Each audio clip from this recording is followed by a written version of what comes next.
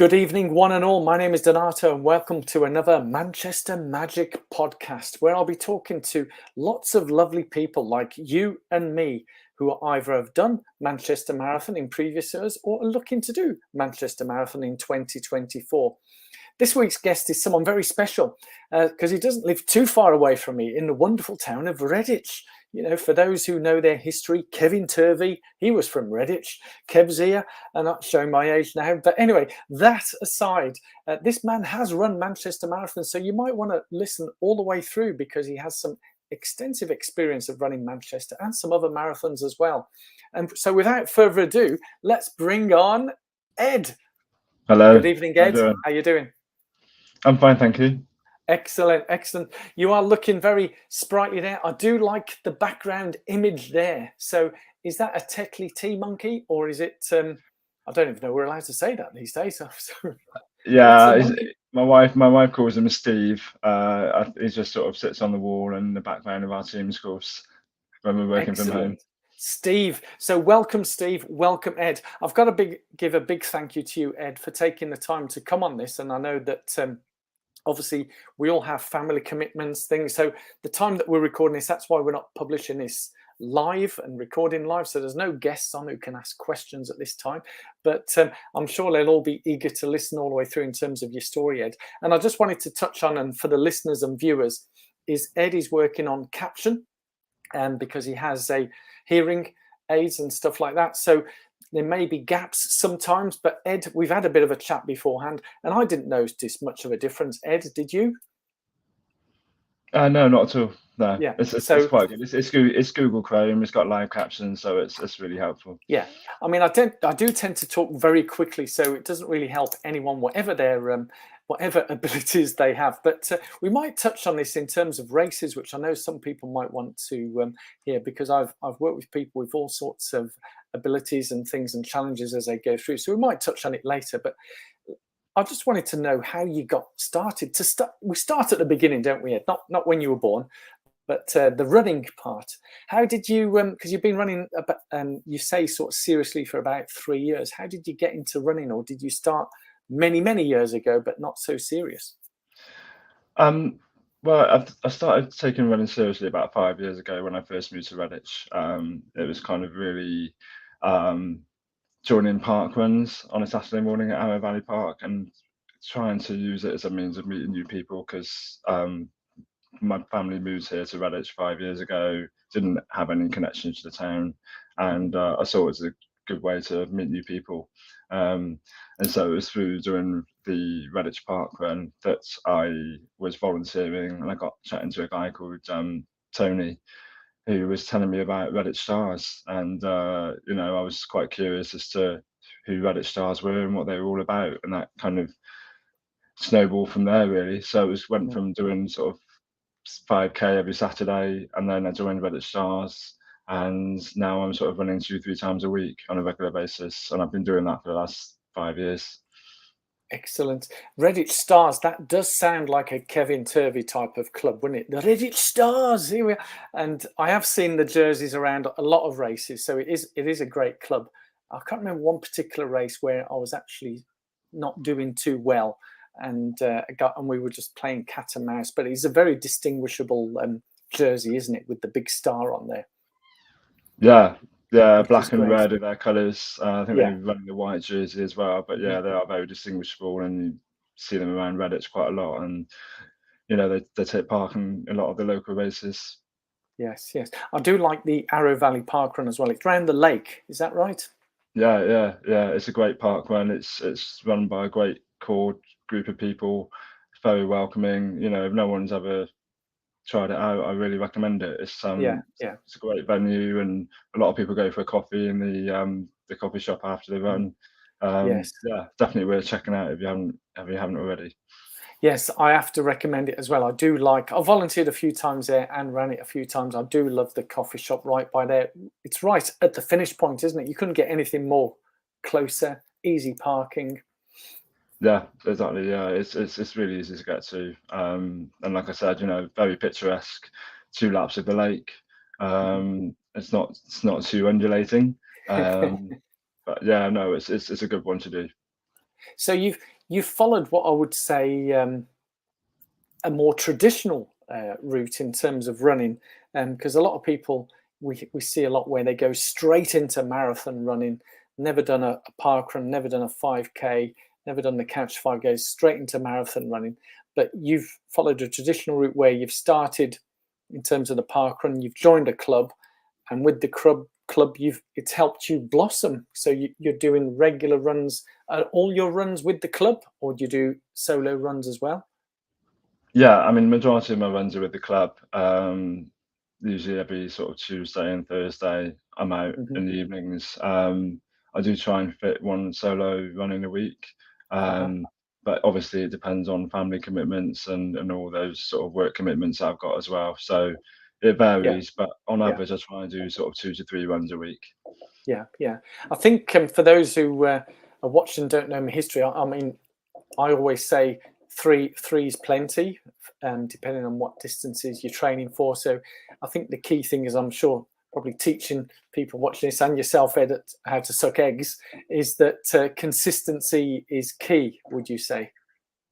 Yeah, definitely. I think more recently I've become more aware of training a little bit more gently. I think Mm. I'm when I go running with club, there's a temptation to sort of try and keep up with the fast guys quite a bit, Yeah, and yeah, I've become more kind of tuned into the fact that actually it's more a case of running slower to run faster, if you like. So you're kind of yeah. spending more time running at an easy pace during your training runs, Mhm. and that should sort of see you better for when you kind of entering races and things like that. So it's just being a bit more cautious about that, really. Yeah, yeah. It's funny you've touched on a thing that's been quite topical now for I've been I know it's been trending for about 12 months of running slow to get fast. And right now, I feel like, although you won't be able to, I don't know what it's like in Redditch right now, but right now in my backyard, there's a big firework display going on. So all I can Yeah, I hear thought I is, could hear something. yeah, yeah, yeah. It's, I thought you were typing or something. no, it's Uh, explosions in the background. Yes. yeah. So I'll try and I'm just going to lean over a bit and close close the door, but that won't stop the noise. But the fireworks have stopped for a moment, but I'm sure they'll load up and they'll go again. But because that's what I would do with a display. Those boxes that you have, you just light one fuse and then it lets off about 20 or 50 rockets and explosions all at the same time, a bit like running. So you're following a great routine. You mentioned about some family commitments and jobs. A lot of people listening and whatever will be in similar situations where it's a young family that you have, so it's not like teenagers or No, kids in their I've got, 20s. yeah, I've got two boys, 7 and 9. Yeah, So obviously that requires me to spend, more time. yeah, Obviously yeah. I've got a very supportive wife who's, Hmm. when I was training for the marathon, she was, able to stay at home while I was going on the long training runs on a Sunday. So I think that's quite an important aspect of it when you're training, having that kind of support at home as well, so that you can find the time to go and do the training and put the miles in and the hours in to work Yeah, towards your goal. it's almost essential, isn't it? Having it's like a team, and I think a lot of people forget. When you have spouses, partners, children, that it is a whole group thing. I know some families they take when they go and do marathons that the whole family unit goes to the event and the children are cheering and supporting and the Yeah. spouses are there as well, partners, and it's Yeah. a big family thing, um, which goes on to how Manchester, why Manchester? So you ran it in 2022, which was last year. Mhm. We're recording this right now in 2023, just in case I publish this later on. But you went in 2022. Was that your first marathon that you ran? That was my very first marathon, yeah. Yeah. So what made you choose Manchester? For those who are thinking of choosing Manchester in 2024, might be worth listening to Ed. Why you chose Manchester? Because I got a family up there. My wife's originally from Simply, and my mother-in-law still lives Right there. on the So it was course. like, Yeah, yeah, literally on the course, that they just my family walked down to the end of my mother-in-law's road, and they were able to sort of cheer me on as I ran past. So that was quite good. Yeah, yeah, They that were was, that was doing good. all that, were they? Yeah, yeah. So that was a good boost. That was sort of about halfway, sort of mile 13, 14 at that sort of Hmm. point. So yeah, that was kind of the main reason why, just having that kind of family link, and obviously it made it easier being able to stay there the night before, and it was just jumping on the metro to the start, because obviously Manchester's got a great metro Yeah, um, network, so it's really easy to get around, even if you're spectating. Um, we had some friends who were following us as we went around the course. We must have seen them about 6 times, and they were just sort of hopping from one place to the next on the yeah, metro. yeah, So for yeah. spectators, it's a great marathon as well. It's literally like, I mean, I've spectated twice there and I've ran it twice, but it's almost like the metro runs along the spine of the race. Yeah, So as you mentioned, some friends can see you, and I've seen some other YouTubers where they literally their spouse is running a certain route and they're running from one point to another and capturing them on camera multiple times. So it does allow that, and which is fantastic, isn't it? So it's easy to get to the start, yeah, great route, flat. Simply when you said it's mile 12, 13, so it's coming at the halfway point. So we're going down quite a busy road, and then there's that gradual climb. So whilst it's a flat course, it's not totally flat, is it? There's the odd little lump. no, no. I think you get to. I think the first kind of bump, if you like, is Altrincham.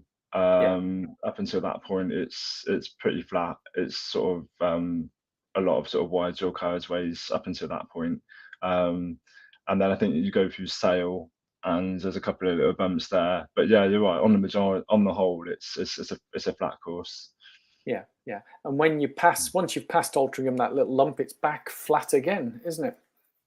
Yeah, yeah, pretty much. I think you go sort of between Timperley and Sale, it flattens out quite a bit. Um, So yeah, it's not an undulating course by any means, but I think for a first time marathoner, because that was the first marathon I'd done, I think I kind of noticed the bumps when they came, if you like. So Yes, I think. Yeah, I have heard some people give out experience because it's sold as a flat race. I mean, in terms of the elevation, I don't think there's that much. But as you quite rightly say, Ed, is for a first marathon, or if you've been training along flat routes, any slight incline, especially after about 10 or 15 miles, you do feel it. And yeah, but for you, your experience at Manchester, what would you say your experience was like? In terms of first marathon, were you nervous, excited? Obviously, the family were with you. Do you want to talk us through the day, and then we'll maybe step backwards in time in terms of the training? But what was the day like for you? uh, um, I kind of it probably didn't play it as well as I could have done. Mm. I made the mistake of thinking, right, I need to get there early, so I got to the start. It's a cricket club, isn't it? I think it's Yes, yeah, yeah, and I Lancashire turned up. Cricket Club, yeah, Yeah, at that's it. Old Trafford, yeah. Yeah, and I turned up, and I was there at the same time as the elites. I was all, no, I'm here way too early. Of course, it was beginning of April. There's not really anywhere to sort of shelter from the cold, even at that Mm, time of mm, year. So I was standing around in the cold for a couple of hours before the actual sort of. I was actually in the wave. I think my wave was 10:30. So I was around, wow. hanging around for ages, and then Hmm. obviously that didn't do me any favours. So it took me quite a while to get warmed up. I think the other issue I had was that I kind of recovered from COVID Hmm. about 2 weeks before Yes, you actually did mention doing that. the Yeah, yeah. marathon. So I wasn't really sure where I was at in terms of my training, because Hmm. I dropped 2 weeks of training and wasn't really able to kind of re-engage with that before the Hmm. marathon itself. I probably did like a 10K just to see where I was at in terms of my breathing, Hmm. and my lungs and stuff, which was fine. It didn't seem too bad. Um, so it was a bit of an unknown going into the marathon itself, because I didn't Yeah. actually know how I was going to cope with it, because I hadn't really done a proper long run. between having COVID and actually doing the marathon. Mm. So it was a little bit of an unknown entity, really. In terms of the race itself, it started off fairly okay, but then I got to about 13 miles, and my legs had just had enough. And the second half of the marathon was just really hard work. I had got really bad cramp. I had to stretch out for about stop about 5 times to stretch. So yeah, I don't know whether that was a case of poor fueling or not enough fluids or the after effects of having COVID. I don't know. But because it was the first marathon and I hadn't really properly managed to finish my training, I didn't really know kind of what the cause of it could be. So yeah, that was kind of how it went in a nutshell. I mean, it was an okay time for the first marathon. It was just over 4.5 hours, which I was pleased with. I was kind of hoping for 4 hours, but I think in reality, because of the setbacks that I'd had with that, that was kind of realistic, really. Yeah. I think what you mentioned, it could be a whole combination of things. It's probably all of the above, and you put it all together. But also the thing to remember, I mean, if I went through my first marathon experience, it's pretty similar. I mean, I almost was walking the last few miles, although to me, I think I was running. I was doing the movements, but the speed, my Garmin's speed, it was definitely at like almost 7-minute kilometer pace, which is mildly above walking pace. But I think we all go through those experiences. But you still got to the end. What was it like getting to the end? Was it a good feeling for you finishing, or were you just relieved? Yeah, it was a great feeling. I think by the time I got to the last sort of mile, the crowds were bigger, the noise was louder, and that kind of picks you up a bit. I was running with someone. I was running with Aoife from my club, so she was kind of giving me a lot of encouragement. She's obviously run a few marathons before, so she was way more experienced than me. I mean, she does like triathlons and things like that as well, and Ironmans. So she's super fit. So yeah, it was good to have someone with me to kind of give me that kind of boost. But yeah, it was when we got to the finish, it wasn't a relief. I was pleased that I completed it. But yeah, I learned a lot from just doing that one marathon. I think you learn loads about what your body can take, and what your limits are. I think that's kind of part of the process of getting better at running. And I think until you've done a marathon, you don't really kind of know, until you've been through that experience, how to properly prepare and train for it, and how to recover, and all the things that go around it, really. So yeah, it was a good experience. It didn't go as well as I'd hoped, but I learned a lot from it. Yeah, and you went again. So you mentioned you had a teammate. Did she run all the way around with you? She stayed with you all the way around? Yeah. So I think she That's took pity on amazing. me. Yeah, I said to her that I'm really struggling here, and I think she didn't really want to, like. I said, you crack on. I'm not really feeling it, but I think she felt that she should stay with me and make sure I made it to the finish. Well, So, looking at the joy on your face there, Ed, when I said that, your face sort of lit up and was smiling. So it was clearly a good experience. Whilst it wasn't what you hoped for, I don't think any of us ever really get what we hope for, whether it be running or in life. But excuse me. But it sounds like obviously you didn't finish and say never again. You then went on to do another one. But in terms of Manchester, you say you learn a lot from that. What would you say is the key lesson? Because I think a lot of people underestimate the distance, and obviously physiologically your body has to go through certain things which in the shorter distances it doesn't have to go through. So as difficult as it is to run a fast park run or a fast 10K, the body needs to do certain things to complete a marathon, and that takes a lot in itself. What would you say? Would you say are any key lessons that you did learn from your first marathon? I think knowing the pace that you can sustain for the distance. So I think I made a mistake of going off a bit too quickly at the start, which I think everyone does. You Yeah, know, everyone. when Yeah, you yeah, when you start a race, you go flying, and then you think, oh, hang on a minute, I need to slow down a bit. But um, I think it's knowing the pace that you can sustain for the full duration, and you kind of only know that from doing the training.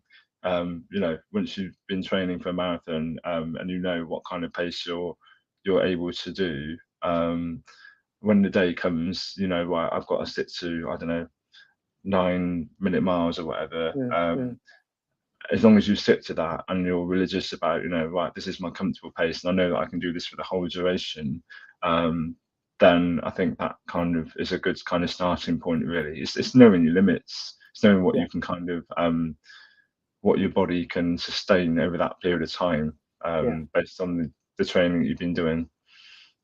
I was going to say I've heard some strap lines. Again, it's probably just corporate marketing. No human is limited. I don't know if you've heard that one, Ed. No human is limited. No, I haven't. No, is Right. that from a sports brand or something? Is it? Yes, Or it is from a yeah, sports brand. Yeah, yeah. and I think those who are watching, that's a question. Leave it in the comments below. Who's come up with that quote? No human is limited.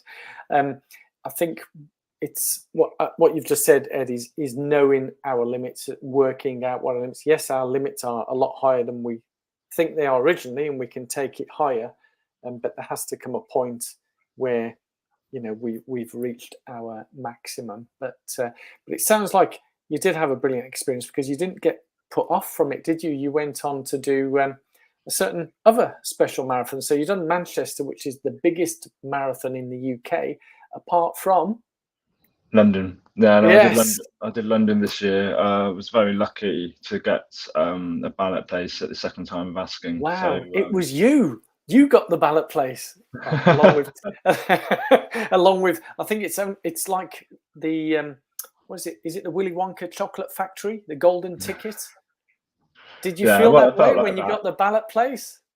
Yeah, I mean, I felt quite bad really, because I've run with people that have been entering the ballot for, you know, 10, Decades. 12, Yeah, 13 yeah, yeah. years, and haven't had a bite.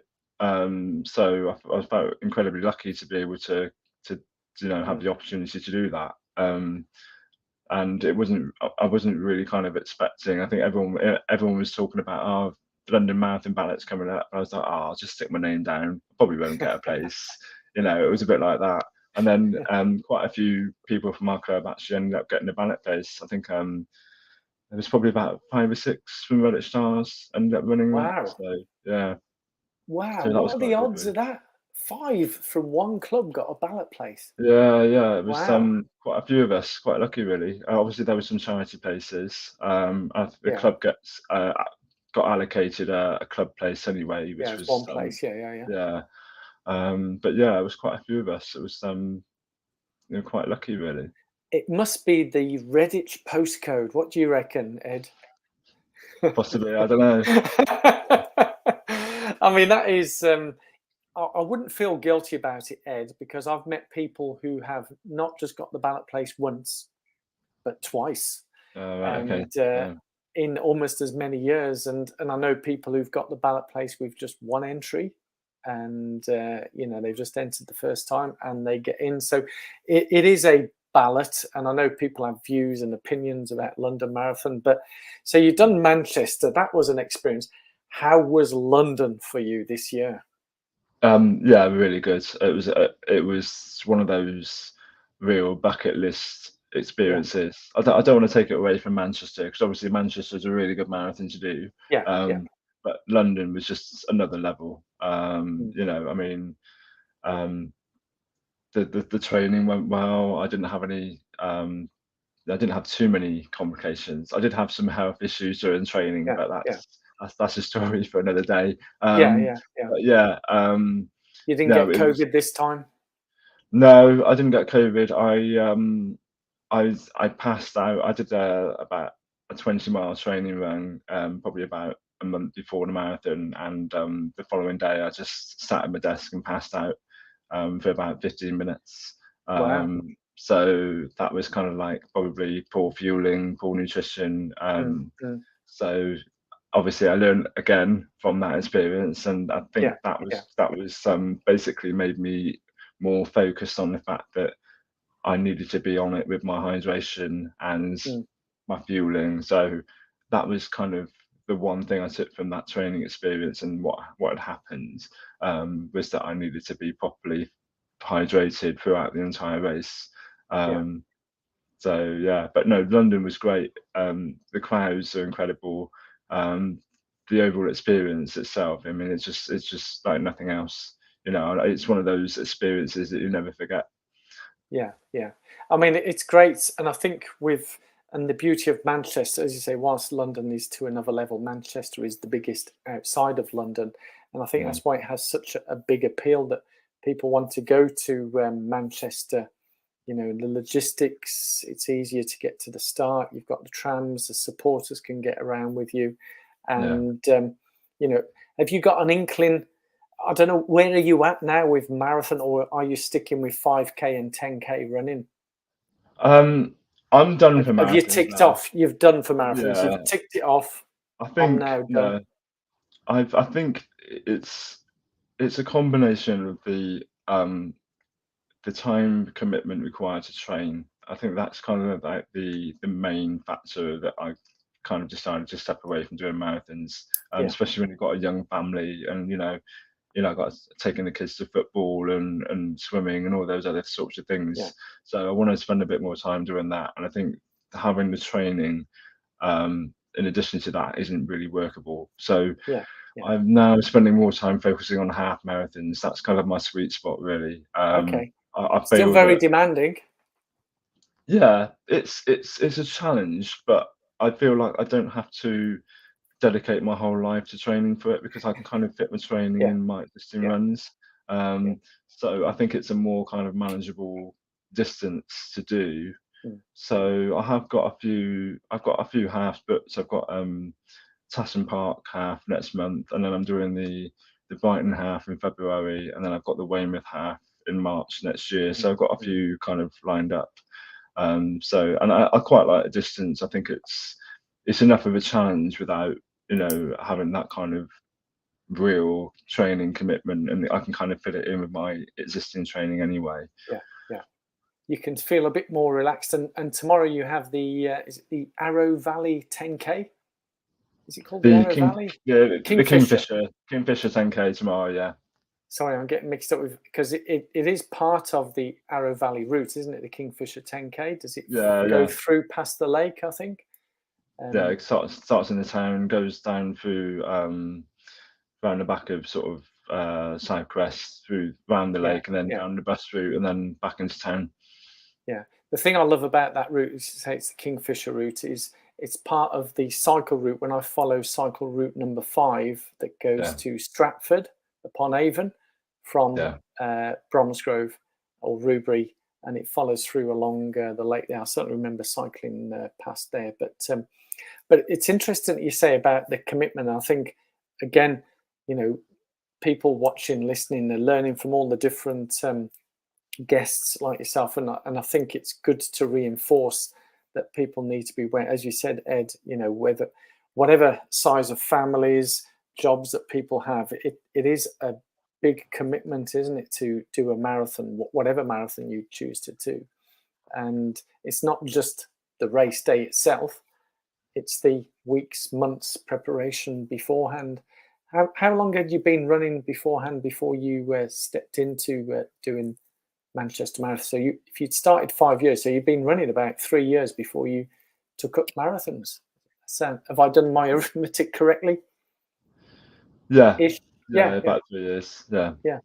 So you'd already built a good base of running, and then you built on that, and went on to do great things. So with Manchester Marathon, as you are guest number 3, we talk about the different miles. It's the Manchester Magic podcast, as we call it, and you have the fortunate mile number 3 of Manchester. Do you want to talk us through? There's 2 things. One is the actual section on the Manchester route, which you mentioned to me. You did a bit of Googling, you did check where it was beforehand. So the 3 miles, mile 3, So when we get to the third mile, so between mile 2 and mile 3, where it is, and what your tip would be, what your golden tip would be, what you've learned that someone who's coming into a first marathon or looking to improve their time, what your tip be. So there's two things there, but you can tackle them whichever way you wish. Ed, over to you. Well, I think mile 3, you're pretty much at 5K distance, aren't you? So I think by that point you're probably getting quite a good feel for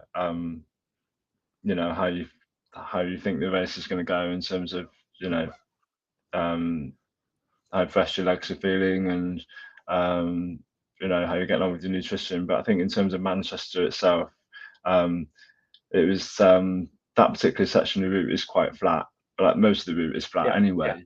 yeah, But it runs through quite a sort of residential area, and I think I recall it was the crowds were a little bit quieter through there. I think yeah.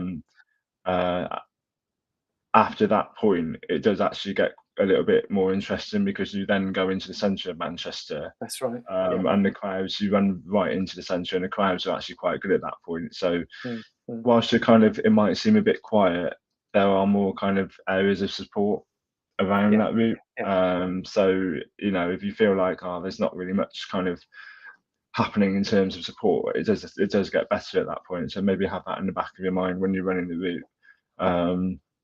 That there is kind of more encouragement as you progress. progress. Yeah, yeah, yeah. Yeah.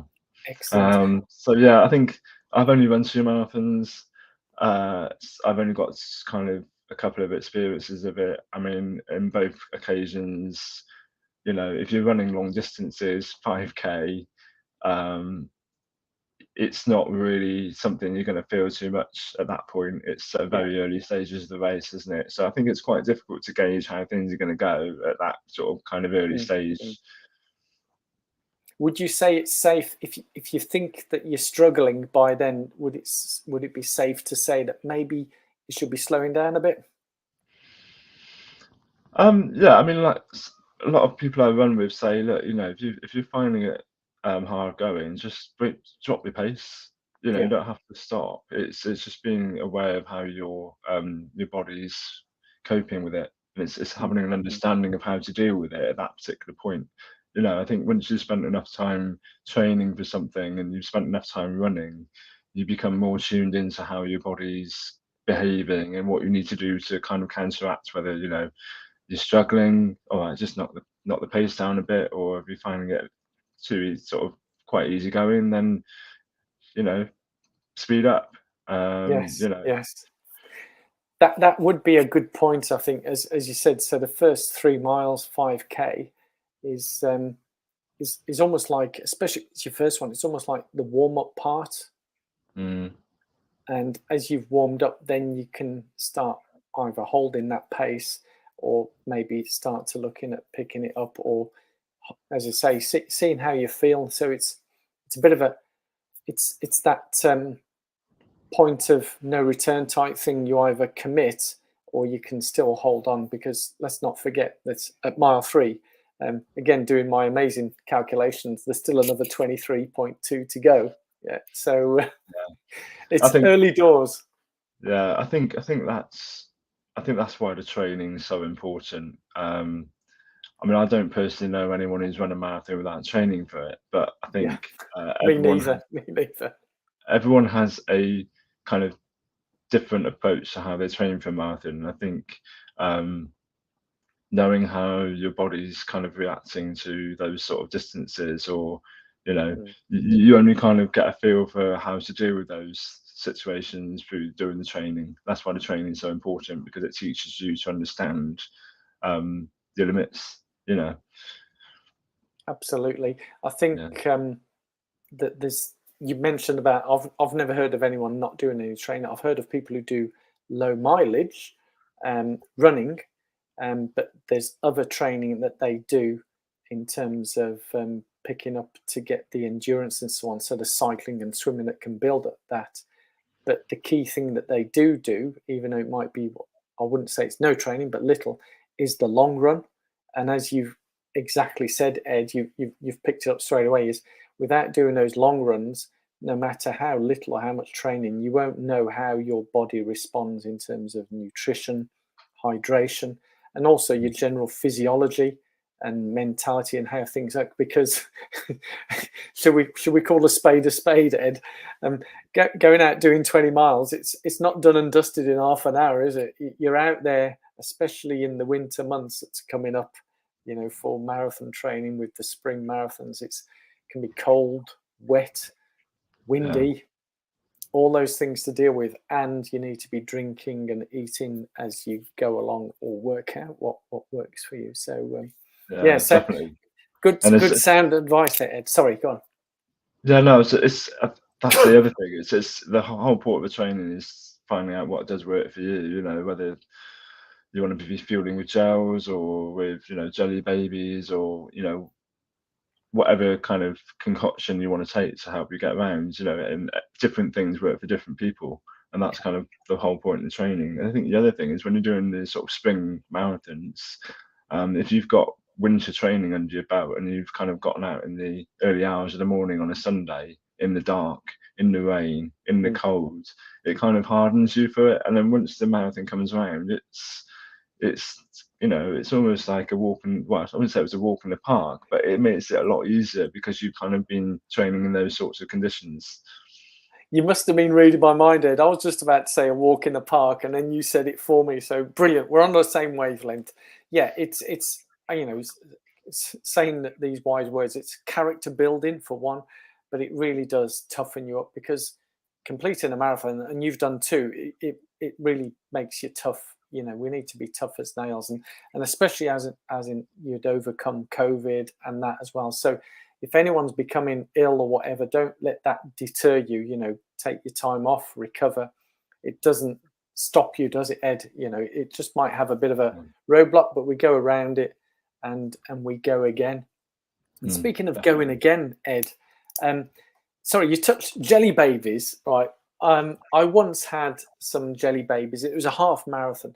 Do you have jelly babies during training or a race? During training, yeah, Yeah. I have tried them during training, but I've more recently been using gels, Right. and a bit of tailwind as well in my Mhm. water. Tailwind is brilliant. In fact, I think I've been if there was a way of me taking on tailwind as I go along, I'd have that every time. But Yeah. I can't carry that type of stuff. But for me, jelly babies are so moreish. Once I have one, I need to have another one, and then another, and then obviously Yeah, we I'm know the what same. happens when you have too Yeah, many. yeah. The It's not slippery a slope. I'm the same yeah. with jelly babies. I think that's why I usually get like a little, like those new coin bags you used to get from the Yes. bank. I Yeah. just put enough to fill one of those, so I know I'm not carrying too many. Um, Oh, that's discipline, that is, Ed. I'll have to remember that yeah, one. See, for me, if I've got a big packet, I'll just eat the blooming lot and probably regret it a few miles down the road. But yeah, I mean, it's absolutely brilliant. So, what next for you, Ed? Going forward, you've got the Kingfisher 10K tomorrow. Do you run to for purely recreational enjoyment, or do you go out to be the best? Knock the times off flying. Basically. So do you run by numbers, or do you just run for fun, or both? Um, well, I think if you spoke to my family, they'd probably tell you that I'm the most uncompetitive person you'll ever meet. But I think through kind of getting more and more serious with running, and looking at Strava and seeing how things have improved, I think it's quite addictive. You sort of Mm, start entering these events and you think, right, where can I improve here? Where can I improve there? Um, so it has made me a little bit more competitive with things. I'm still not as competitive as I probably should be, yeah. but I think it's more of a personal kind of improvement rather than comparing myself against other people. I think Mm, mm, I, I'm the sort of person that if I get too seriously involved in something, I kind of lose the enjoyment. So I think mm, it's a fine balance between doing something for enjoyment and doing something for um, you know taking it seriously. That's yeah. just me. But um, I like the social aspects. that's why I joined Stars. I've met loads of great people through that club. It's a fantastic club, and it's a mixed abilities club, and you know, no one's excluded from running. I think it's great. It's won awards for the sort of the availability of runners. There's literally a run every day of the week, pretty much, Yeah, with Redditch STARS, and the level of inclusivity that club has is just fantastic. They also get involved in Couch to 5K, so they're starting at the very sort of the beginnings of the running journey, if you like. yeah. And that I like that aspect as well. So the entering events is kind of just a byproduct of becoming immersed in that kind of culture, if you like. It sounds absolutely brilliant. I mean, are you going for a time? Are you going to be running with some teammates? Is there a internal club competition? Oh, I Are you, haven't, are you I going to go haven't all run a guns blazing? yeah, I haven't run a fast 10K for a long time, so I'm not entirely sure where I'm at with it. And I'm not sure. It's just I have to take it as it comes. Redditch is hilly, so Yes, I know it's it's not very really hilly. it's not really a PB course. Mm. So yeah, I think it's just see how we go. I don't know what my fastest 10K time is. I haven't really been keeping an eye on that. I think it's like 46 minutes or something like Mhm. that. So It's still pretty quick, that anything is. quicker than that. Yeah, I don't know. I see how we get on tomorrow.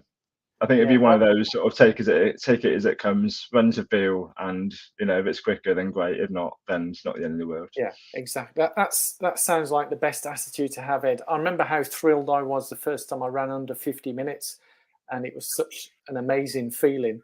Because I think Yeah, the first time I ran one, it was just under an hour. So you can imagine when you've taken like 10 minutes off, and then you're yeah, getting quicker. But you're quite right. You're saying sometimes we get internally we're quite competitive, aren't we? And it's good, and it's quite right. And again, a lesson. There's so many lessons here that you've been given, Ed. I've made some notes of others in summary, but the not comparing yourself with others, which I think is essential, because everybody, in my opinion, everyone's different. We all have different backgrounds. yeah, We all have different, you know, families. We are completely different. So comparing ourselves with others is not really right. But if we want to improve, we only just need to look inward and look at ourselves and how we can improve ourselves individually. How we compare to others is immaterial. Whether I come 10th or 110th, I look at, did I do the best I can? If I've trained for it, if I've not trained for it, then I'm just going out for a bit of fun. yeah. So tomorrow is Coventry Half Marathon, first half marathon in nearly 6 months. So all Okay. I'm going for, I've not trained for it. I have been getting back into running, but it's more of a bit of fun. The social aspect, I'm unofficially pacing with some guys, so looking to get them for a PB. But for me, it's just to see if I can finish. But I think what you've touched on, Ed, the social side, I think is almost undervalued a lot by a lot of people, where it sounds like you have a great club. And I do recall one time I was at the cafe at Kingfishers, and there was a few Redditch stars there, and we ended up having a chat with them. So they're a very sociable crowd, which I Yeah, think is on, for me, it's almost essential for a running club. That there is a social side. It's not just about yeah. competing and winning. It's great to Mm. compete and win, and yes, we do sometimes, don't we? So it's you're in this for the long game, aren't you, Ed? Yeah, I think so. It's something that I enjoy. I can fit running into my kind of my weekly schedule quite easily. I mean, previously I used to be a cyclist for many years, Oh but wow, I found it difficult to kind of fit that in because cycling, you tend to be out for much longer to, yes, kind of get the same sort of workout, if you like, as mhm, say a 10K run would give you. So I think yeah, that running is a lot more accessible. I also find that the running community is a lot more inviting, and I think it's safer. I mean, I don't feel as safe on a bike as I did sort of 10, 15 years ago. yeah, yeah.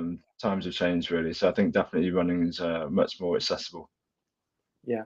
No, I know many others who've again, when they start getting younger families, is the cycling winds down because you have to be out like for 4 or 5 hours to get the benefit of a 10K, 20K run. And so it's very time effective. All I can say, Ed, it's been an absolute delight having you on as a guest here. The lessons I've got from here is, especially when it comes to marathons, is to ensure that it's very much a time commitment.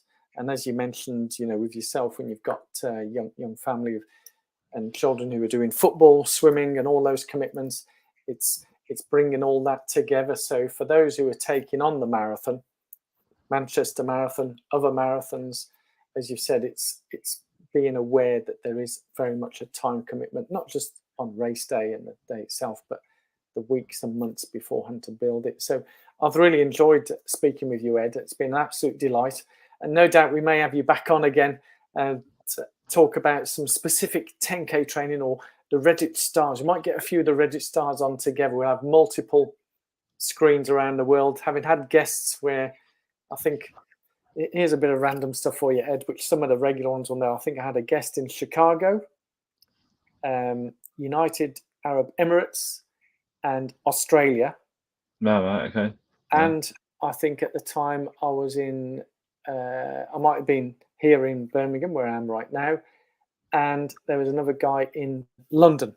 So there was 5 of us all on screens from multi-time zones. So I was very grateful that people were early morning in one. It was like nighttime here, and I think one of them was like 1 a.m. So maybe we can fit in some stars on there and have a bit of a chat about all sorts in general. But thank you very much for your time, Ed. All I can say is wish you all the best for tomorrow's race tomorrow. Whatever happens, you'll have a great time. And good luck to you as well. Thank you, Ed. And I look forward to seeing everybody in the future podcasts here on the Manchester Magic. Thank you all very much. Thanks for having me.